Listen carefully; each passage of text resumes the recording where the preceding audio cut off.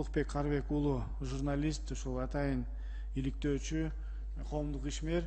Бул баладагы өзү менен өзү ар дайым ушул маселени көтөрүп келип жүргөн жаран катары кыска бир 2-5 мүнөт айтып берип койсоңуз. Чоң рахмат, урматтуу комиссиянын мүчөлөрү, урматтуу депутаттар. Өзүңүздөр билесиздер, бул абдан маанилүү, абдан коомдун күрөө тамырындагы көйгөйдү көтөрүп ушундай комиссия түзүп аткандыгыңыздарга биринчиден ыраазычылык билдиребиз. Бүгүнкү күндө коомчулуктун ушунчалык актуалдуу темасы десек болот. Кооптуз шаар деп жогоруда баарыңыздар жакшы маселелерди айттыңыздар, угуп отурдук. Эң маанилүүсү ушул адам өмүрү деп баса белгилеп турдуңуздар. Бул дагы абдан 10 жылдап биздин мамлекетибизде чоң трагедия болуп келген нерсе. Бирок акыркы ушул иликтөөчү журналист катары мен ушул маселеге баш отум менен кирип таанышкандыгымдан кийин ушул коопсуздукту жамынган уурулар бүгүн кыргыз мамлекетин, кыргыз элин тоноп жаткандыгына күбө болдук. Урматтуу эл өкүлдөрү, урматтуу депутаттар, сиздер элдин эң негизги маселелерин көтөрдүңүздөр. Ушунун аягына чыгып, ушул комиссия менен элибизге бир жакшы маселени чечип берсеңиздер деген ойдобуз. Ушул жакта бир топ мыйзам долбоорлор бар, өзгөртүлө турган. Анан ушул жерден жана көөлүктөрдүн сатылуусу боюнча да сөз болуп кетти. Эң биринчи ушул азыр коопсуз шаарда Гүлмира Баратова дегенди баарыңыздар билесиздер. Ошол айымдын биринчи очередde ушул көөлүгүн текшерип көрүңүздөрчү. Качан кантип алды эле көөлүгүн? Ушул коопсуз шаар долбооруна жетекчи болуп келген күнү ошол көөлүк алып атат. Бүгүнкү күндө ошол коопсуз шаар маселесинде комиссиянын башында турган адам өзү коопсуз шаар долбооруна жетекчи болуп келгенден кийин көөлүк алып атса, алар коомчулуктагы кайсы маселелерди, кайсыл бир эрежелерди билет. Бунун тажрыйбасы канча? Ошол нерсеге мен белгилегим келет. Андан сырткары, бул жакта Азамат Исраилов деген биздин ушул ГАИнин жетекчиси отурат. Өзүңүздөр билесиздер, иликтөө чыгарганыбызда журналисттин ишмердүүлүгүнө чоң тоскоолдук жаратып, ур токмокко алууну көздөгөндөй, ошончолук агрессивдүү позицияда бизди сотрудниктер менен сыртка чыгарып таштады. Бул элдин көйгөйүн көтөрө турган, элдин көйгөйүн жеткизе турган журналисттер барып маалымат алалы десе, бул ушундай кылып атат. Андан сырткары, урматтуу депутаттар, ушул жерде кече экинчи иликтөөдө чыгардык. Вега компаниясы 3 жылдан бери шаар казынасына, өкмөт казынасына 1 сом төлөбөй бүгүн арендага жерлерди албай, ижара акысын төлөбөстөн иштеп келген 3 жылдан бери.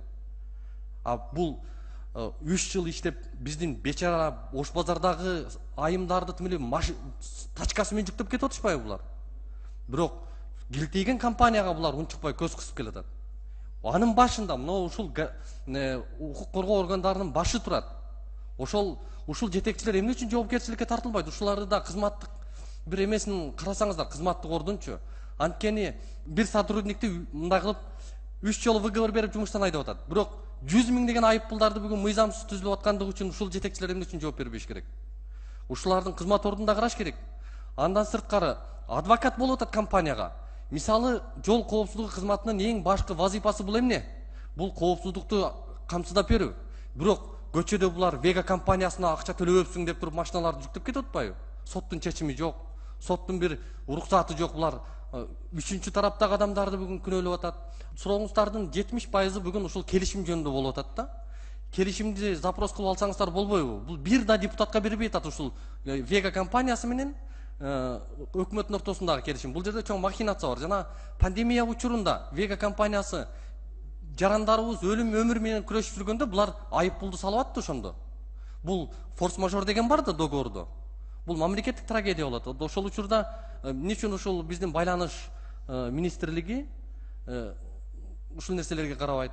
Мындай негизи аябай чоң көйгөй болуп атат, урматтуу депутаттар. Ушуга анда аягында айтарым, коомдук ишмерлерден, коомдук жанагындай эксперттерден да ушул депутаттык комиссияга катышууну, ушул нерсеге таанышууну сунуштайт элем. Чоң рахмат баарыңыздарга.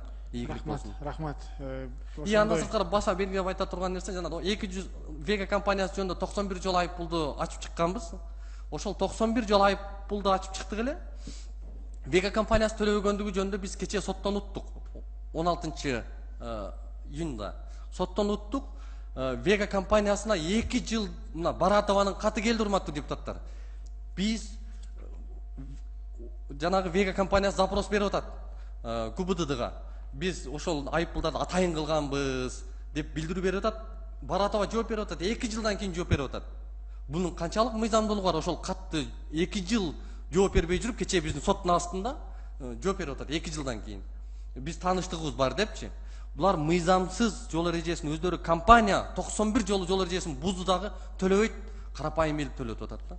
Ушул нерсени дагы ачып, андан сырткары жана жогорудагы вице-премьер-министр Жеңиш Парпиев жөнүндө да айттыңыздар. 264 жолу жол эрежесин бузган, урматтуу депутаттар, ошол жерде. 264 жолу бузуп, бул подложный номер менен бузган. Андан сырткары аны жашырып койгон, мо ГУБДД. Ошол издөөдөгү машина ГУБДДнын короосунан табылып атат. Аны текшергени келген вице-премьер ошол учурда кармалып атат да, машинанын номеричи. Анан ошону да жашырып коюп атат. Ясынжан Садыков деген адамга таандык болгон ал номер.